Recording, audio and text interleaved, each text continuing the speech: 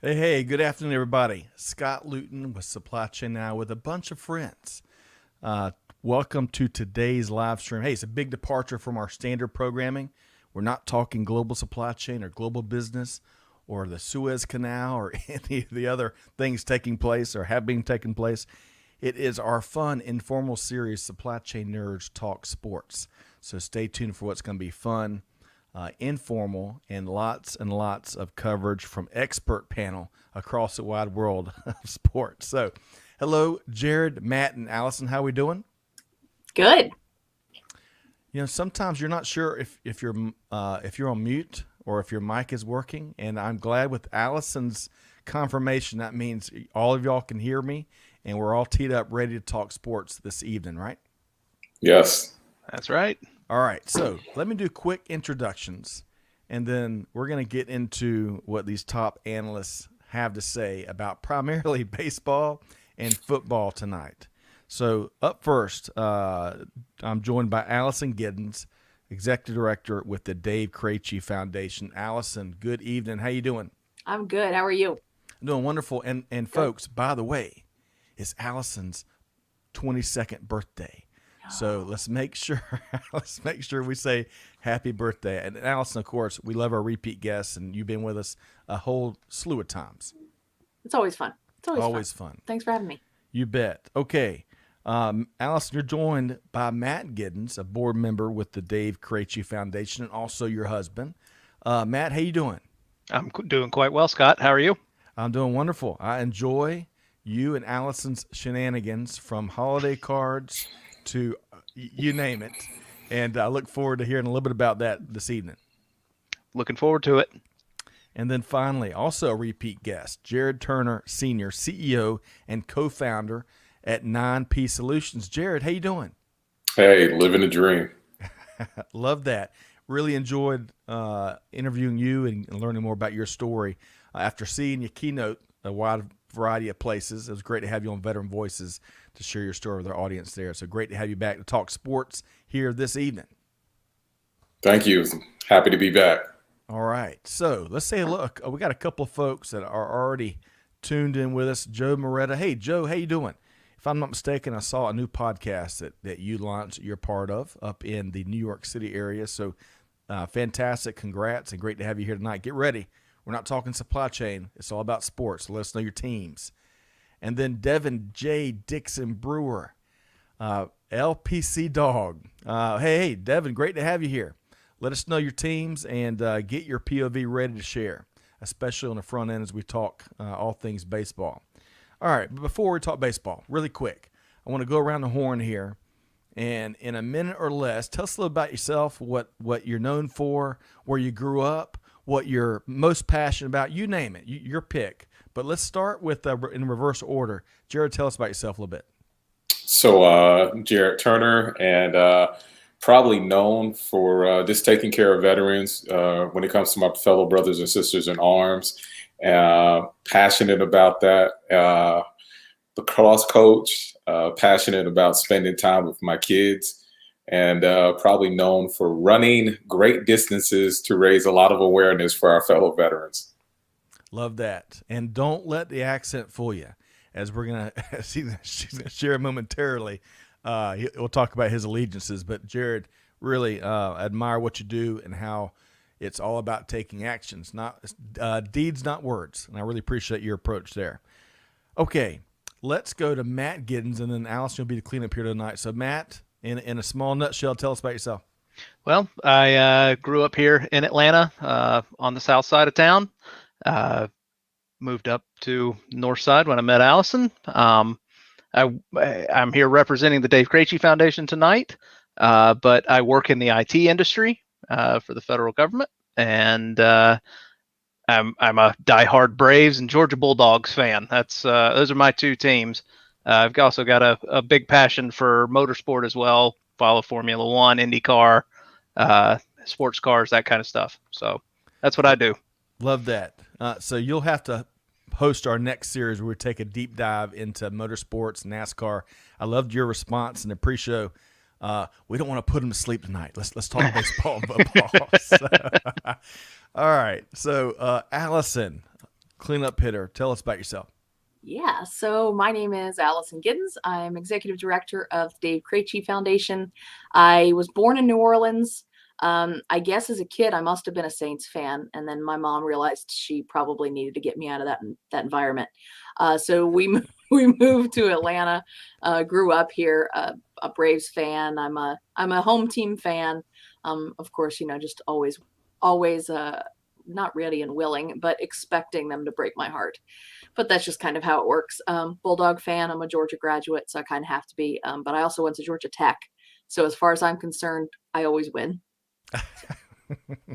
Grades or on the gridiron, or sometimes both. But regardless, great to have you back. And I feel some of your pain being a Braves fan. You blink, 1995, I don't know about y'all. It doesn't sound like forever ago, but that's 26 years ago. The last time the Braves won the World Series, and that's forever ago. So, but we'll see. We got a young nucleus of talent, and maybe let's start there. So let's talk about maybe the National League East first, because there's been a lot said about this division amongst the rest of them. Right now the Mets still are in the lead, 3.5 games over the Phillies and 4.5 up on the Braves. Jarrad, any trash talk you want to share leading off this conversation? So since I reside in Atlanta, I am going to be very cautious in the trash talk that I'm going to speak. No, I mean, it's growing up coming from Long Island. My dad took me to all of the Mets games. Again, I'm old school. You see all this gray hair, so you gotta imagine I'm pretty old school here. But no, it is. It's one of those things. I remember looking at Gary Carter, talking up to the batters like, yeah, stop looking down here. I'll take your head off. It's a different type of baseball now. Former Mets catcher, right? and oh, yeah. And, then you had Darryl Strawberry out there with the strawberry patch who would just dare you to go ahead and run on him. But it's good, seeing the Mets where they're at. But, being here since 2010, since I was medically retired from the Army, you just got to love what the Braves are doing. Yes, they will give you a heart attack. I mean, let's just call it what it is. They'll give you a heart attack. But they are such a hometown team, and they're so into the community. You just got to love what they're doing. So I'm happy to be a part of it. I'm with you, and I wish the standings looked different. The Mets and Allison and Matt talking about the Mets. There's no lost love there. Chipper Jones, didn't he name his one of his kids after Shea Stadium? Is that right, Allison? Yep. So, hotly contested rivalry. But I don't know about y'all. As a Braves fan, I am really jealous of especially their rotation they've got in New York. Any comments there, Matt? Yeah, they have just one of the strongest pitching rotations in baseball, from top to bottom. They are just fantastic. Now, they've been bit by the injury bug a couple of times in the last couple of years. I mean, you got Syndergaard, who's been out for an extended period of time, and DeGrom's just gone on the DL. So not just their pitchers have been hit really hard, but their entire team has been hit unbelievably hard this year. That's just it. They can't pull away from anybody. It seems that they've got the class of the National League East, but the injury bug just keeps biting them every time they start on a roll. It really it's toying with all the other teams, at least the Phillies and the Braves, that we kind of feel like we're still in this division race. Allison, what's your take on what's going right for the Mets? I feel, and correct me if I'm wrong, but wasn't it the beginning of this year where the Mets had the COVID outbreak and had to delay a few games, so I feel like they got started kind of goofy. And so my mom's family's from Brooklyn and from that area, so they're all Mets fans. And so there's a lot of smack talk in my family. And I remember at the start of the season, it was they also believe in putting the Malakia on each other. And so my mom, a Braves fan, would say things to her brothers like, oh, well, I guess if you guys started off poorly, that means you're going to end on top. And he's like, don't say that. Don't say that. So I feel like at least as a Mets fans, Mets fans and the Braves fans, as much as we don't want to agree to this, we're the same. we have teams that we love dearly, and oftentimes they break our hearts, but we love them anyways. I'm with you. All right, so really quick, I want to say hello. I believe this is Dirk. Dirk is tuned in from Europe via LinkedIn. Great to have you here, Dirk. And Gregory is tuned in from the Caribbean. Gregory's nickname is the Shakespeare of supply chain. So, Gregory, we're going to be talking all sports tonight, so mainly baseball and football. So, would love for you to weigh in there. Okay, so you were just, Allison, you were just kind of comparing Mets and Braves fans and all the heartbreak. Let's talk about the Braves this year, right? We got three hardcore Braves fans, and Jarrad's got a little bit of love for the Braves too. I think in a nutshell, and Clay, I don't know if Clay Phillips is listening. The dog is his nickname. He's also a UGA grad. There's no aces, hardly. I mean, Charlie on most teams would probably be a 3 or a 4.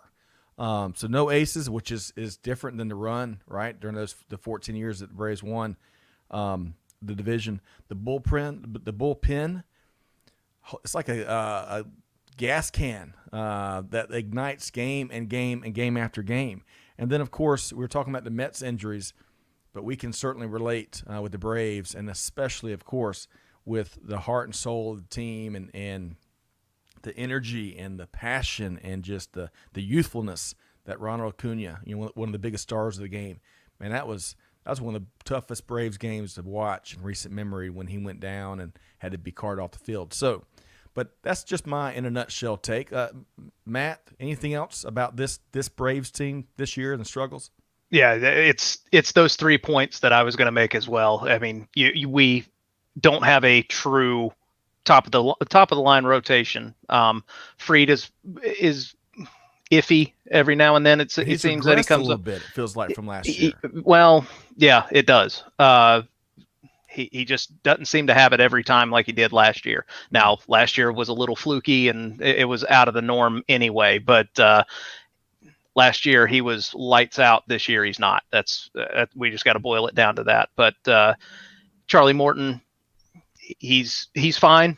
He does his job.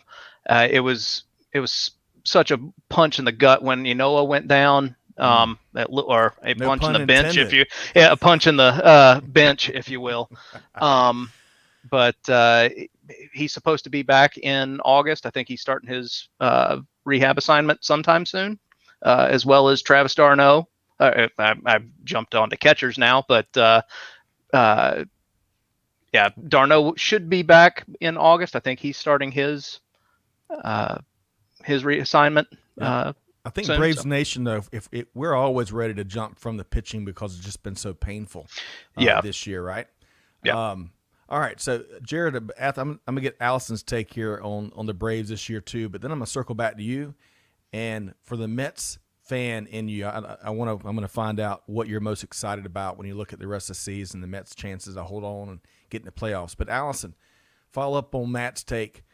What else is wrong with these Braves? I feel as though they've got so much heart, and their fans are generally pretty good to them, although I think some days you read message boards and you think otherwise. But I just feel like there's so much heart there. And to your point earlier, they're such a young team. But I also feel like we've been saying all this for a little while too. Right. So, yeah, but I don't know. With all that in mind, I think the Mets, they'll go all the way. I mean, they're a perfect team. How could they lose any more games than what they've already, I'm sorry, I'm trying to put that evil eye. I'm trying. I'm a little bit slow sometimes. I'm sorry, Jarrad. I'm sorry, Allison. Man.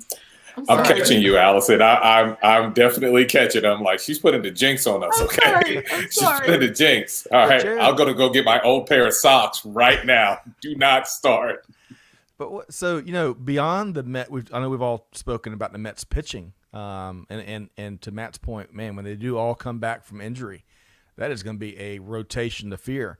But on the offensive side of the ball, I mean, you've got from Pete Alonso, with that young Hercules that's hitting them out left and right. That Jeff McNeil, which I know has burned a Braves fan. I think he's only in his second or third season, and he's got an incredible bat. But Jarrad, what else? What excites you the most as you move towards second half of the season?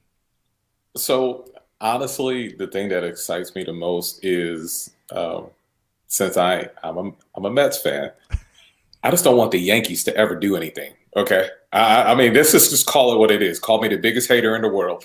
Look, Mets, period. Okay, no, you gotta want them. I mean, it's New York needs it. I'll probably get ran out of Atlanta because of this, but I'm a Knicks fan too. So I'm just saying, Trae Young kind of just, he didn't have to do what he did. So nice Trae, man. We need a W, okay? I need one bad right about now. Well, I'm gonna show you something then that you'll probably really enjoy. I'm gonna see if I can make this a little bit bigger, because if you look at these Yankees that you're just talking about, they have a winning record, 51-47. They're 9 games out of the division. Boston is the cream of the crop in the East. Of course, you've got the White Sox in the Central, and then the Astros, which just keep on ticking. And we might need to save our Astros commentary for next time because, frankly, I don't think they got punished hard enough with the scandal. I mean, the Major League Baseball making deals with the players, and so they all have immunity, and then, the coaches I mean, there should have been some folks held a little more accountable. Any takes there? Any thoughts? Yeah, probably lose a few years of first couple of rounds of draft picks. I mean, they lost their first and second round draft picks this year. But I mean, that should be a multiple year offense, at least in my eyes. Yeah, take them away. Allison. I like the idea of more of an immediate gratification thing. So I think they should start every inning with 2 outs. Oh man, that's a rule I could get behind for sure. Kind of what feels like what the Braves have been going through this year. But Jarrad, your take on the punishment that Houston got or maybe didn't get? I mean, it's embarrassing. I mean, baseball, America's pastime, and this is what you allow to go on, essentially being unpunished. It's ridiculous. It's a stain on baseball. It just shows that, to me, that it's more important to have ratings and other things than it is to hold to the traditions. And when you have those teams that are doing the right things, I mean, what was it? I can't remember the years that oh my God, was it the Diamondbacks that won? Yep. Yeah. They won. I can't remember the years in the last 20 years. I want to say they won the first.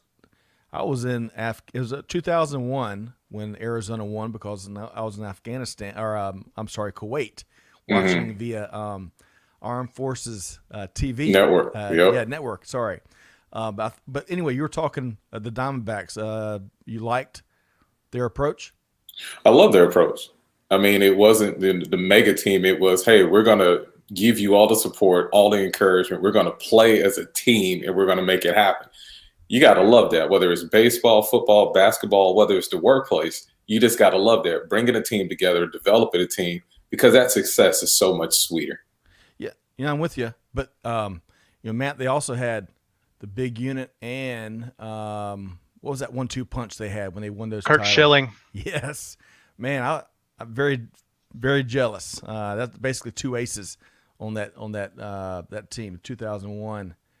Arizona Diamondbacks. They beat the Yankees, Jarrad, which I'm sure it made your year. They beat the Yankees. That's why he likes the Diamondbacks.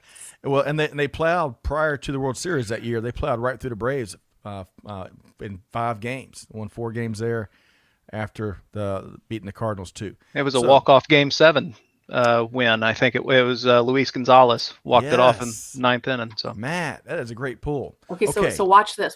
Matt, what did you have for breakfast 4 days ago? I have no clue. Yeah, it's funny. I have a hard time with birth dates and anniversaries and stuff, but we can talk about what someone hit in one playoff run, for the Braves. It's weird how that works. Okay. So moving right along, because we still got to get to talk about some of y'all's organizations. Okay, get to football, but I want to ask about the trade deadline. So a little snap judgment here, right? Thumbs up for heavy activity, and thumbs down for it's going to be maybe a slow trade deadline this year. So let's take a pulse of the panel. What does the Major League trade deadline look like this year? So, Jarrad, you're saying slow. Matt says kind of active. And Allison's like, oh, yeah, it's going to be deal making on the hour. Okay. So, on the heels of that, then, let's see. What's one player that you wish your team would acquire here at the deadline? Matt, let's start with you. I don't know if there's one player. I'm looking to fill all three of those holes that we had mentioned earlier for the Braves. So if that comes in the form of a blockbuster deal with somebody like either the Rangers or the Twins, I could see a package deal of somebody like Joey Gallo, Ian. What's his name? The Ian Kennedy. Yep. And the starting pitcher. What's his name? Are you talking about the former Brave? No. Not which team? Minnesota or Texas? Texas. So Kyle Gibson. There we go. So a package deal with them, or I could see a big deal with the Twins. Also, Jose Barrios, Taylor Rogers, and somebody like Byron Buxton, who they have just come out and said is not going to extend his deal in Minnesota. Going for all three of them. I love it. That would fill all three of the needs in one trade. Now, you'd have to give up a ton in either of those situations to make that happen. Agreed. So, but I think Atlanta's in a weird position, or at least Liberty Media is in a weird position because of COVID last year, and they losing out on all this money from people coming into the games. They're going to have to give the impression that they're in it to win it, to keep people coming to the stadium and keep the money coming in. You're dealing with an owner that is a bottom line kind of thing, as opposed to an owner of the team that may not care as much about what the bottom line is. Right. So if they start selling players off, you're going to have a dip in people coming into the games, and that's going to be a bad look for the Braves if that happens. Yes. Well, and I'm going to circle back to Allison and Jarrad here, but there's been rumors that the Braves may be changing hands based on a couple different factors of what I've been reading. Of course, you get a couple of Matt, I'm with you. It's tough to be a fan of a team that's held by a corporation that looks more at tax breaks and the tax plays than the plays on the field, right? But nevertheless, I agree with you, Matt.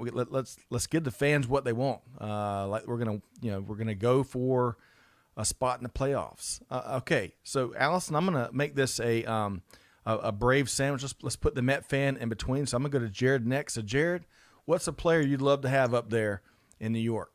It would never happen, but I would love to have, this is just me, Freddie Freeman. Oh, man. Allison's like, oh, no.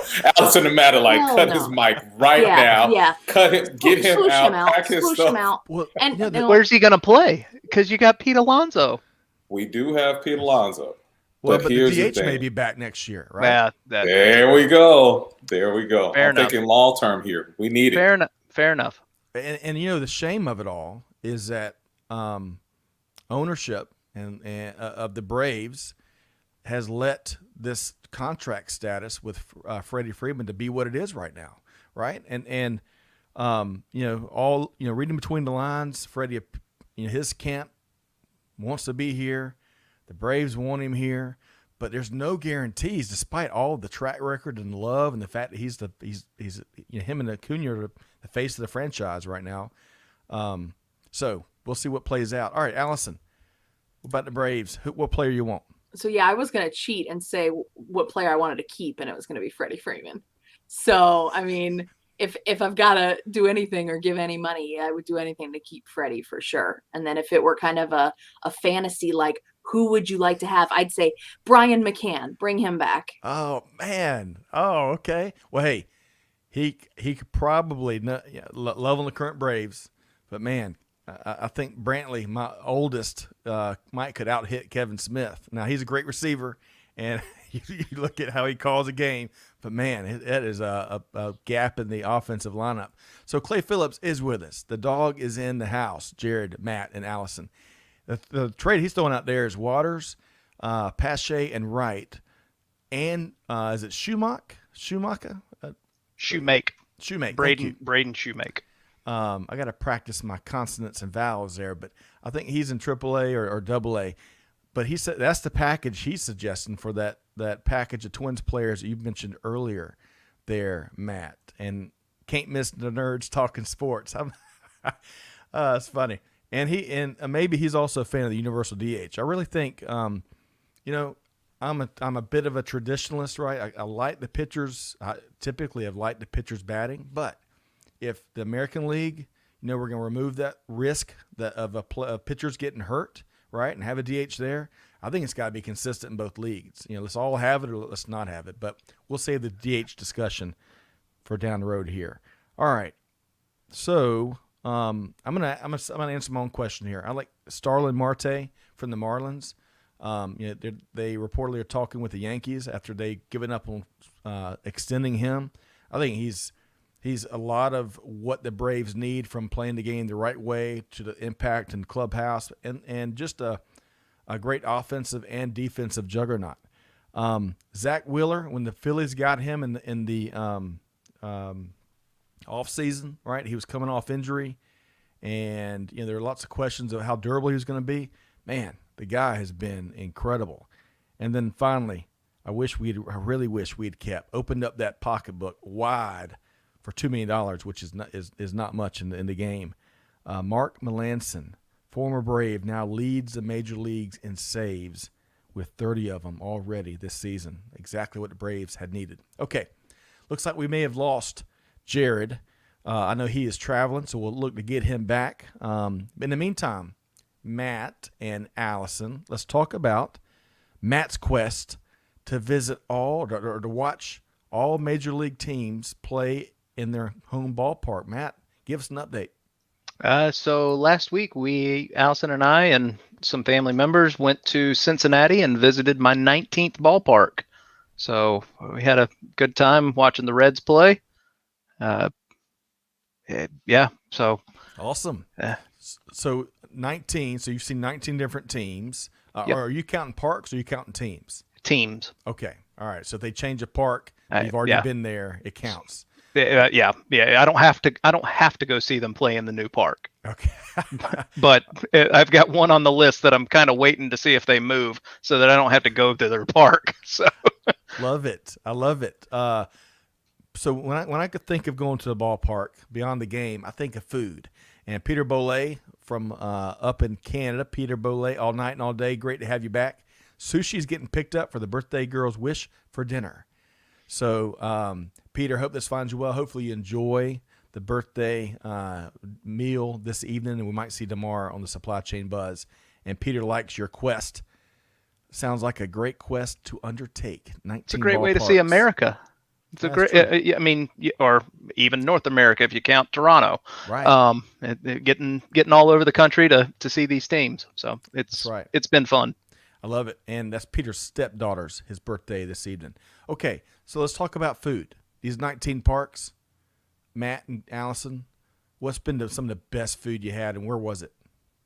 San Francisco. The garlic fries were amazing. The whole bar park just smells like them. But Wisconsin had cheese curds. Milwaukee had cheese curds. Yeah, everywhere's got their regional fare. Yeah. It's pretty good. The food in Pittsburgh was amazing. Permane Brothers sandwiches at the ballpark. You can't beat that. It's good stuff. Sounds good to me. Sounds almost as good to me as bringing Craig Kimbrell back to Atlanta, who's having one heck of a season with the Cubs. But as the Cubs look to shop, they get these shop the players since they're kind of out of contention. That's going to be one expensive acquisition to get Kimbrell, who no matter whatever team you are. Azalea Davis is back. What a surprise! Hey, we surprise people from time to time. Supply Chain Nerds talking sports this evening. So no supply chain talk this evening unless We're talking about getting talent to our Atlanta Braves and their talent supply chain to help them compete in the National League East. Okay, so we're going to see Amanda and Jada. Okay, looks like we might have Jarrad back. Jarrad, how we doing? We are good. I apologize and blame my 16-year-old who thought it was good to mess with the modem right now. Well, if they're not messing with the modem, they're jumping on and using our bandwidth with You Name the Game. And it's just Murphy's Law. I lost, we get a lot of rain out here in Walton County, Georgia. That's when I lose connectivity. And I disappeared, I think, from 3 or 4 live streams last week. So it happens, Jarrad. Great to have you back. I'm going to trade my son in, okay? That's who I'm trading. I'm trading him to Look, we're not giving you Freddie Freeman for him. Hey, he's 16, 6'1", 200 pounds with a size 13 shoe, okay? Well, we might give you a linebacker. How about that? There we go. Wow. As Clay says, no Fortnite during live streams. I'm with you. That's one of the rules we've had to use around here. So love that. Okay, we were just wrapped up kind of talking about Matt's quest to see all major league teams play in their ballpark. He's knocked out 19 of them. Jarrad, when's the last time? I mean, growing up in Long Island, did y'all go to Mets games pretty regularly? All the time. Really? Dad used to take us to the Mets games all the time. Dad drove trucks for a while, and so when he would come home, it was just what we did. We would go to the games, eat ice cream like crazy, eat hot dogs like crazy, and Dad was this. Dad was just this hardworking guy who just, that was his thing. Let's just go to the baseball game. And to be honest with you, half of the time Dad would fall asleep until something big happened. I'd jump up and be like, yeah, and I'll be like, no, Dad, nah. Like, I love you, but you totally sleeping. So working hard, getting some winks when he can. But I love that memory, and there's so much good family time and family fun that can be had at the ballpark. So on that note, let's switch gears before we talk football, because we've got a lot of interesting initiatives and organizations and startups just amongst this panel here. So I want to start with Allison. I'll bring you back into the conversation here because I want to talk about the Dave Krache Foundation. So can you talk to us about what that is? Yes. So the Dave Krache Foundation was born out of honoring my dad, who unexpectedly passed away about 11 years ago, almost 12 years ago. And he was a sports fanatic. He loved sports. And he was also the kind of guy who would help somebody who needed the help, and you'd never know it was him that did it. And so in the months that followed his passing, my mom, my sister, and I, we were like, we want to do something in his name. We don't know what. And I was coaching with a friend of mine, some girls softball, and realized that no matter what was happening in these kids' lives, they just wanted to be on the field. Nothing else mattered. They just wanted, nothing is funnier than a 7-year-old who is desperate to want to get up to bat. There are fewer things funnier than that. And so we figured, okay, well, there are plenty of kids out there that want to get on the field, whether it's baseball, football, basketball, you name it. And so we wanted to help that. So we've helped 900 and almost 930. I've got to update the website because we helped a bunch last week, but we've got since August of 2012, almost 1,000 kids have been helped. What we do is we get input from coaches and team moms and social workers and teachers and counselors, and they help let kids' families know, hey, this resource is out there. And then the family makes a request on our website and references that kind of community liaison, so to speak. And then we reach out to that community liaison, confirm the family's legitimate need, and then from there are able to write a check to that league directly to credit the family's account. Ultimately, we require the family to have some buy-in, so we don't help with 100% of the fees. Otherwise, it's harder to get a family to bring the kid to practice in the games. But if they have a tiny bit of skin in the game, as much as they can, then we can help bridge that gap. So that's kind of the long and the short of the foundation, and it's been a really rewarding experience. Love that. And we've got the link. Y'all can see right there. This is the website, the home website we're on, DaveKrache.com. We've got the link in the show notes, one click away, and then we just put it in the comments. So we'd love to get y'all involved and support a wonderful grassroots effort to help kids be kids. And it's been really neat, Allison, to see the Braves recognize the Dave Krache Foundation for what all that y'all do. I was sitting there watching the Braves one night last season, or maybe the season before, and Allison Giddens pops up on what was once, Fort Spot, whatever channel it was on. And I'm like, I know Allison. She's famous. And look at the good work. Look at finally someone that's doing a bunch of great work, get some recognition and also give the foundation some visibility. Love what you do. Matt, what else would you add to what Allison shared about y'all's great work with the Dave Krache Foundation? We're trying to work fast to get to that 1,000 kid mark. That's a big goal that we have. 1,000. If we can get to 1,000 kids in 10 years of the foundation existing, that's a big number, and we're working hard to get there. Agreed. And I think this is Amanda operating supply chain now. She was bawling, some ugly crying when we were watching Allison on the Braves. That's just a story anybody can, all of us can get behind. So love that. And you don't really think about, it's in the blind spots of all the need out there, all the really good need out there that a lot of good work, a lot of groups are doing in the nonprofit space. You don't think about those application fees, which these days just can pile up quick. They're crazy for sure. Yeah. And that's what we really hope, and we really count on organizations out there that are filling those basic needs, your food, your shelter, your clothing. Those people have their ears to the ground. They get it. They know the families that are most in need. And while sports is not, a basic necessity by any stretch of the imagination, it feeds into those basic necessities, because yes, it does help with everything of exercise and learning healthy competition and friendships and normalcy in a kid's life. And so we hope that any other organizations out there that are filling those basic needs, if they are aware of a family that might need some kind of peripheral gap filled like us, that they'd reach out to us, because we don't have the resources to go through and vet families to the level that these large nonprofits do. And so when a nonprofit does come to us and say, hey, we've got a family in need, we jump. Love it. And so if you're in other cities, Allison focuses on Metro Atlanta. What a great benchmark and idea for other cities globally to jump in and do. So I really appreciate y'all sharing about the Dave Krache Foundation. Folks, go check out the website, check out ways you can get involved. So as much as I love that initiative, and we've been fortunate to have Allison on earlier shows to talk about the foundation, all that great work, I'm also really excited as an entrepreneur and a fellow founder for Jarrad Turner, your new venture with 9P Solutions. I'm going to pull that up as well. Tell us more about this startup.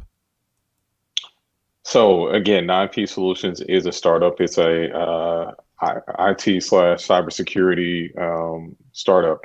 I actually came into technology later on in life, if you will. I started to really want to understand what was going on with my fellow brothers and sisters when it came to suicide and why we had such an alarming rate.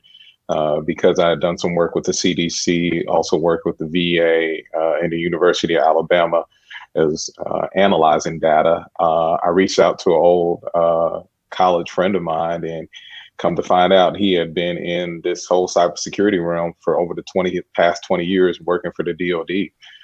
He comes from a small town, Alabama, and I started looking at what was going on in the rural communities of America, as well as, and the similarities when it came to mental health. So we created 9P to really be out there and provide resources and education for that small entrepreneurship, startup. There's a lot of information out there when it comes to cybersecurity, ransomware, all the different types of threats. Matt, you probably already familiar with all this on a daily basis. And if you happen to work for the government or you do a lot of contracting with the government, you understand that your standards had to be increased. Well, that's something a lot of small businesses don't know, and they aspire to work with the government. So instead of them going out there trying to train themselves, here we are, we have all the experience. And the other reason that I created 9P was, again, giving back to my fellow brothers and sisters in arms. When you think about the need in America for, well-educated, well-driven individuals to fill this gap that we have in IT, why not use your service members and veterans? There's a lot of training that is readily available. And as long as we can engage our veterans or our service members at least 1 year prior to them separating from service, then we do some of the relationships that we have. We can go ahead, get them trained up, and then they'll get that experience that they need with the companies. IT is such a vast arena, if you will. There's so many different things that you can go into. But again, service members, all too often we hear, well, if you're infantry or if you're a medic, or that's what you need to do. And it's Right. like, no, you don't. You actually have a slew of educational opportunities. So 9P is able to go back and speak with the service members and the veterans, but now we're also here in the civilian sector talking to those companies that are looking for those qualified service members and veterans, as well as looking to have free cyber assessments. Love that. Love how that's bringing a bunch of your passions together and expertise together. And I tell you, I didn't really think about this until right in this moment of clarity. But Allison's involved in the CMMC stuff. Matt, of course, is an IT practitioner, and Jarrad, practitioner and entrepreneur. Y'all can have a very educated conversation once I step out after the show. I don't want to bring the educational quotient down, but love that. And Jarrad, congrats on your startup, 9psolutions.com. Got a link in the comments. And also want to touch on, before we get back to football. Football's next, folks. Sit tight. Football's coming up next. I want to wrap up this kind of middle segment around the Warrior Alliance and this new big initiative with the Braves, Jarrad. Yes. So the Warrior Alliance is a veteran service organization that was started in late 2018. When I separated from service in 2010, I essentially had to connect to a ton of resources. There wasn't one centralized spot that you could go to. Well, that was the whole concept of the Warrior Alliance, starting off in late 2018. We joke with myself, Scott Johnson, it used to be two men in the truck, literally. Here it is. I'm in Salesforce, just trying to connect the dots. And yeah, there you go. Well, through our hard work and through our dedication, we were very fortunate to be the Atlanta Braves reached out to us and they said, hey, we see what you're doing, and we want to be that centralized spot for service members and veterans here, not just in the metropolitan area, but throughout the state of Georgia to come to when it comes to, services that they need. And it doesn't matter when they separated from service. So July 1 this year, we made a major announcement with the Atlanta Braves and Major League Baseball Foundation that the home base has now opened at the Battery. So if you just want to come out for a meal, or if you want to come out to a game, again, just look for the home base. It's out there. You can't miss it. But, as war has ended, this has been the longest war, if you think about it. And unfortunately, you've had more suicides than you've had service members killed in combat. We need to stop that, and it doesn't matter when you served. You just need to know that your fellow brothers and sisters are here, and, with resources, with trusted resources and a trusted process. So there you go. Love that. And I tell you, to the panel we've got here, Matt and Allison and Jarrad, I really appreciate what y'all do for others. We often sign off, do good, give forward, and be the change. And y'all are the epitome of that. It's illustrated in what you do. And I really admire that type of leadership. So big thanks, Dave Krache Foundation. Big thanks, 9P Solutions. And, of course, the Warrior Alliance and their great work with the Atlanta Braves, helping to support our veterans and take care of them. As you put it, Jarrad, after this long war, whether we're in combat or after combat operations, we owe it to take care of these folks that served. Okay, So, on a much, much lighter note, I want to move to football. And, I'm sure it's this way in other parts of the country, and y'all can confirm that for me. But man, here in the state of Georgia, and as equally as much when I was being raised in South Carolina, we talk football year round. Every day there's a football conversation, oftentimes college football. And that's where I want to start this conversation. So, Matt, I'll start with you because it looks like there's some big potential changes coming down the pike at one of the predominant leagues or conferences in college football, the SEC. What's playing out there, Matt? So the rumor mill is saying that the University of Texas and Oklahoma are both coming to the SEC.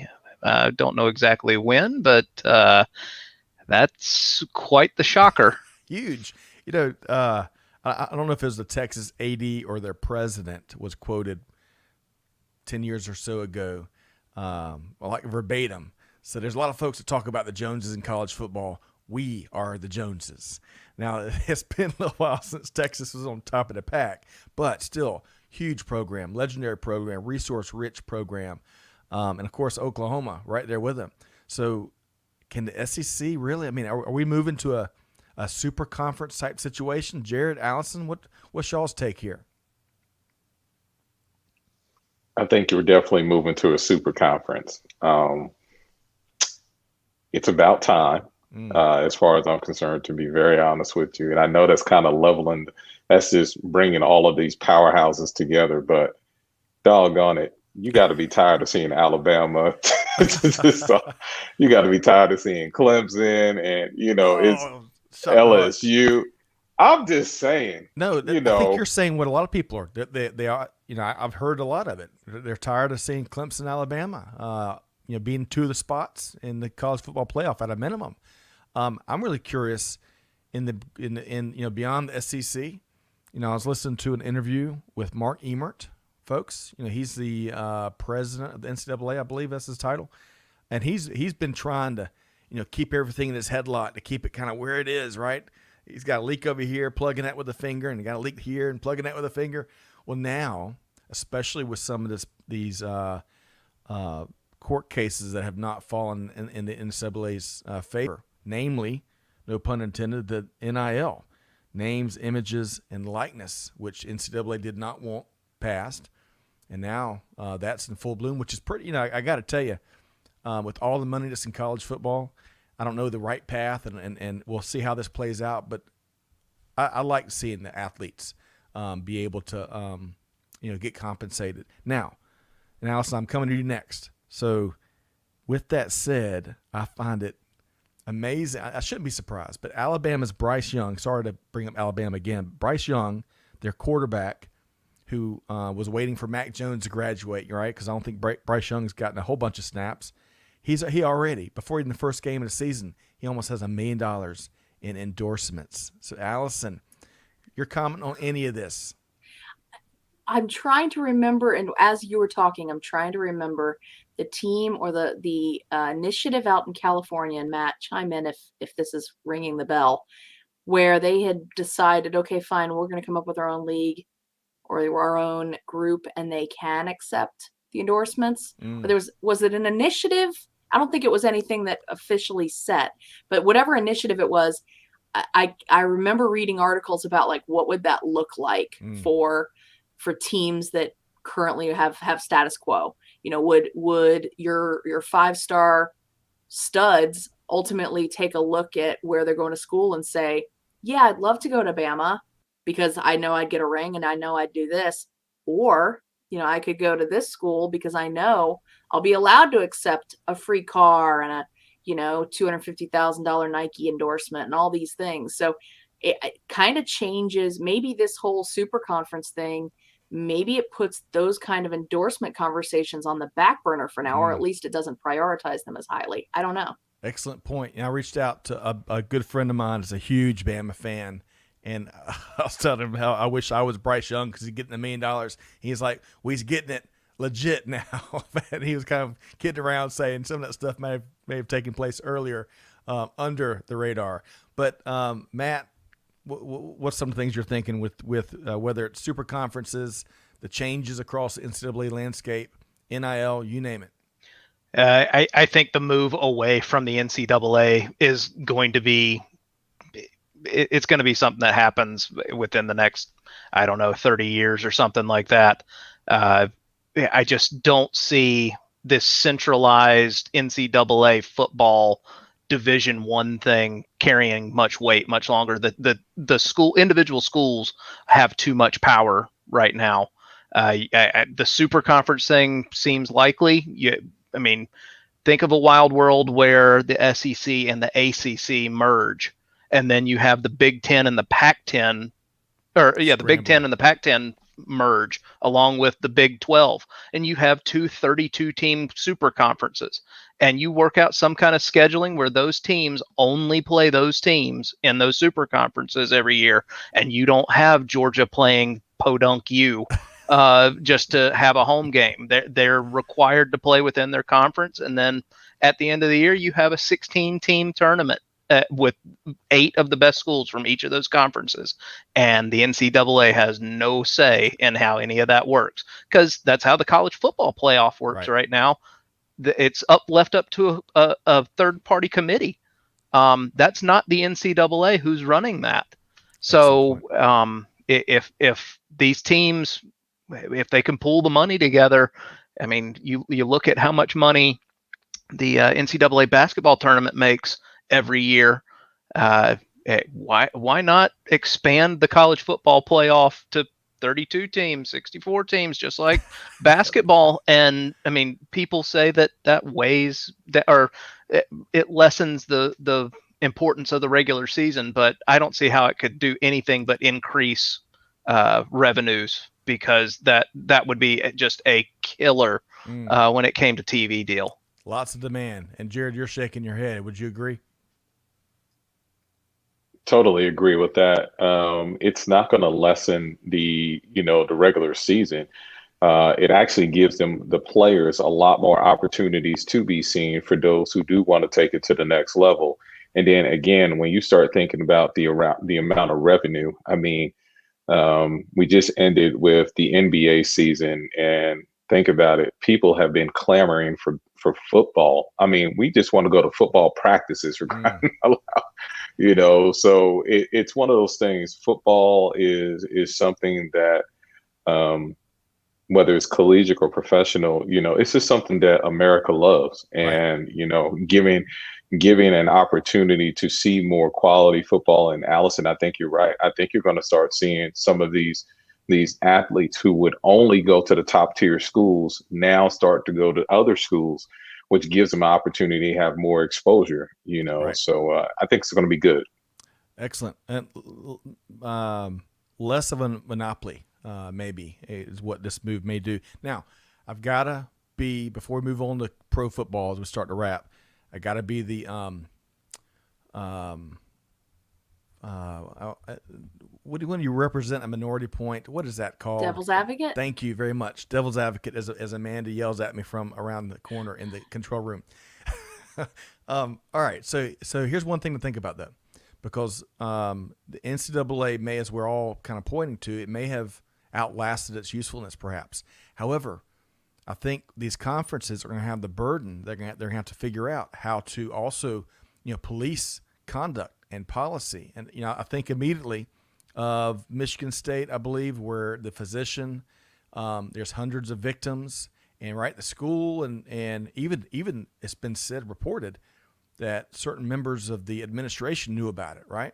So the conferences, if they're going to take the mantle of that leadership, and they're going to have to, have teams and actions to protect, the potential victims and the players and families, you name it. So it's really it's a fascinating evolutionary period for collegiate athletes, and as long as we keep the athletes and the families front and center, I think we use that as North Star, and good things will happen.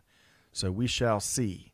All right, last question with college football, and I hear you loud and clear, Jarrad Turner. You're tired of my Clemson Tigers, and you're tired of them of Alabama.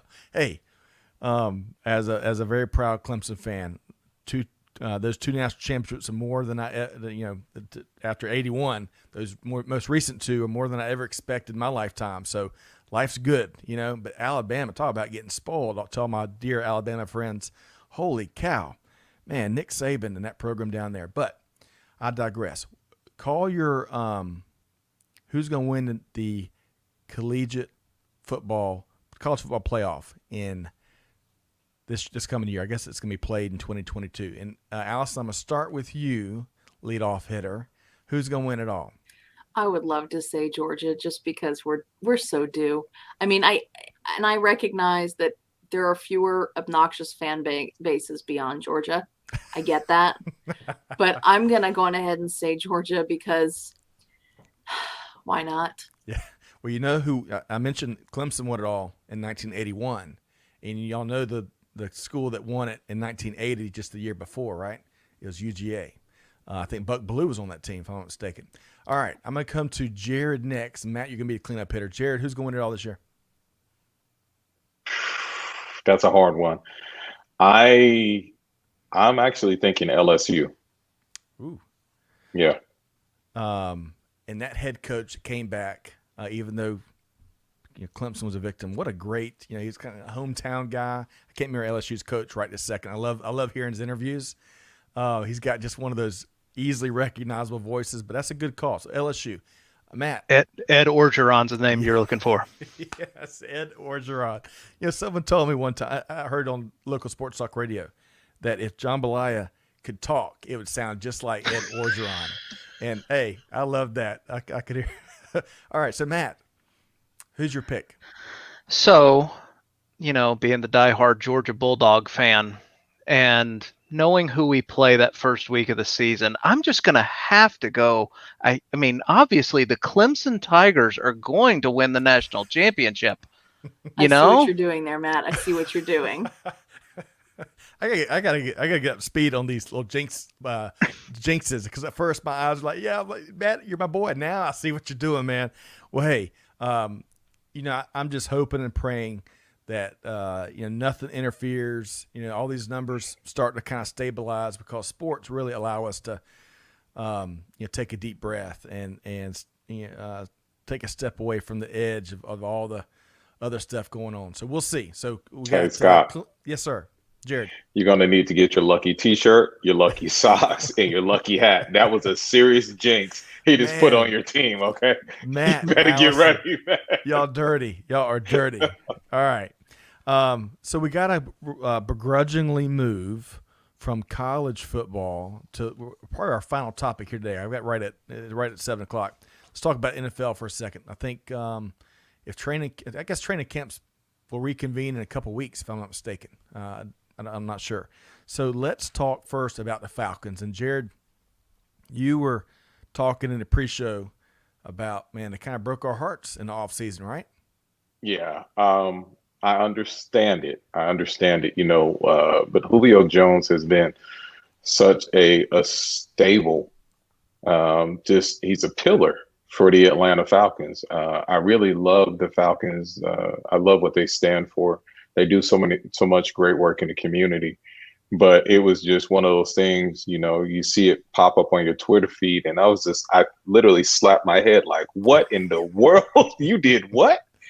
And, Julio, just think about all his stats, and now you trade him, and it's just like, he's already said, okay, I got a chip on my shoulder now. That's not what we need. Right. We do not need that. I would hate to see. He does damage when he's not, doesn't have that any kind of chip on his shoulder. So watch out, Falcons. And we're talking about the Atlanta Falcons in the NFL, right? So, Matt, how about you? Whether it's Julio Jones trade or just the outlook in general, what you got coming up for this NFL season? Well, I think, just to speak on the Julio thing real quick, I think it goes back to speak more about how poorly the money was managed under Thomas Dimitroff. I mean, we know now how bad of a financial situation the Falcons are in, that we had to trade Julio Jones. And not that we wanted to get rid of him, but we had to for finances. And it just everybody knew how bad Dimitrov was for years, and he just kept getting demoted, taking responsibilities away from him, and finally he got fired, but we still had to deal with the hole he put us in. So I hate that we lost Julio, and I think it's going to take us a few years to turn around from this. We might be at the bottom of the barrel right now, or at least for a few years. But that Kyle Pitts, now we all are going to miss Julio, and Kyle Pitts, no, I'm not even beginning to suggest he's going to step in and fill this massive gap. But there's a lot of teams that had Kyle Pitts at the top of the best talent available in the draft. Of course, he's a tight end coming out of Florida. So we shall see. Now, I saw something, I'm going to butcher this perhaps before I come at you, Allison. I saw it somewhere on socials, a meme, right after Kyle Pitts got drafted, and it was they were kind of playing out how the sports announcers are going to be covering a lot of the games this coming year. And it'd be something like this. Matt Ryan over the middle. Touchdown, Kyle Pitts. The Falcons are only down 59-17 now, because the defense, it has to be rebuilt. And we can have all the offense in the world, and Kyle Pitts does look good. But I digress. Allison, talk to us about the Falcons or NFL season coming up. I think just NFL in general, as someone I once knew used to call it the no fun league. I'm more of a college fan, and I think over the past few years I've really gotten angry with a lot of the NFL stuff, and I don't know if it's just the way that they've handled a lot of things, like their wear pink in October for breast cancer awareness support, and then celebrate domestic violence and give somebody on the Kansas Chiefs, a raise, just to make sure that we can invest in his talent. And so I've been really torn on the NFL stuff. So I typically, while I root for the Falcons because they're the home team and I'm very supportive of our home peeps, I kind of find it hard. And I think to your point earlier about the leadership of NCAA and the baseball conversation we had, these are weird times, I think, for professional sports and even for college sports, and the leadership and standards that we hold, whether it's the Astros beating a trash can or someone beating a person. I mean, there are standards that I believe that we've got to start holding our professionals to, and that goes down the line. That's CEOs and athletes. And so the NFL stuff, I think it's going to be very interesting to watch as things just kind of evolve over the next couple of years. Yeah, excellent point. And the less, I like your comment about CEOs down. Everybody needs to be held accountable. There needs to be a standard. Les Miles, there's been lots of accusations about his time at LSU, and there's LSU administrators that reportedly knew about those behaviors and allegations. And so, but great comments there. Let's talk about, as we wrap here, let's talk about the way too early pick of who's going to win the Super Bowl. I mean, not even before, we're not even in August yet. But Jarrad, you can be leadoff hitter here, and if you want to use this to do a little jinx on somebody, it won't hurt my feelings. But Jarrad, who's going to win it all? It's way too early, okay? And I don't want to seem like the person that has no faith.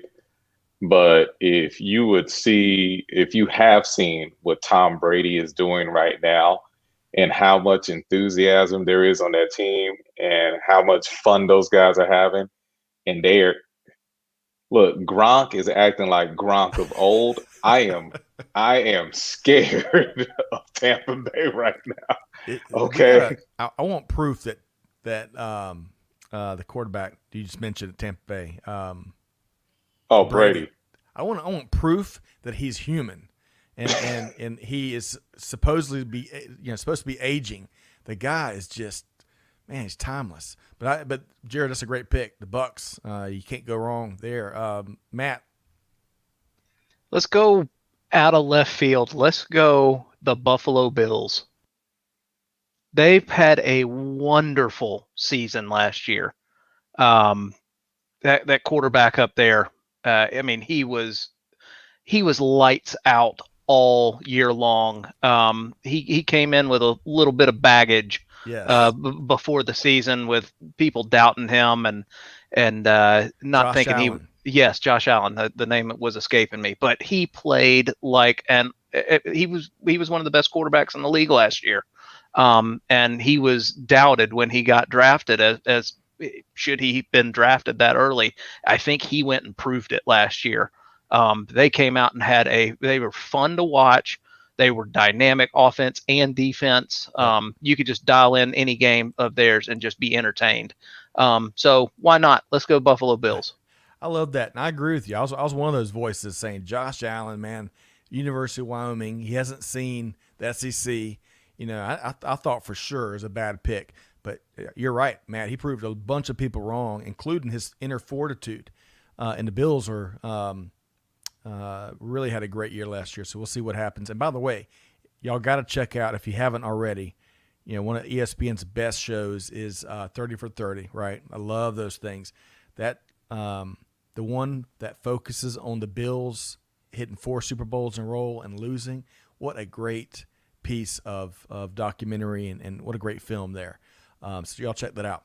All right, so Allison, give us a team. Who's going to win it all? Well, Jarrad had my pick. I was going to say Tampa Bay, but because he said Tampa Bay, and if I just want to be different, I'll pick my favorite team growing up, because when I was 7 years old, I thought their helmets had unicorns on them. The Broncos. I'll just say the Broncos. Okay. Always a good pick. Love John Elway. What a great leader and legend. You know, I'm going to say Kansas City Chiefs, just for Greg, my dear friend Greg White and co-host, diehard Chiefs fan. The most diehard Chiefs fan I've ever met. And he's excited about the season coming up. So I'll also give you who's not going to win it. And it ain't going to be the Aints. I'm sorry, New Orleans Saints, but your window has gotten a lot smaller. But we'll see. It's fun to pick and project in July, right? When we can all, hopefully everybody forgets our picks. If we were really, really wrong, they'll never remember. Just get Amanda to delete this after. Right. Yeah. Allison, you're on to me. All right, really quick as we start to wrap, Olympics highlights, just going to share a few here. The USA men's team, basketball team, loses to France. That's the third loss to exhibition, and now once in their first group game. I think it was their first. Taekwondo, gold medal for the U.S., first ever.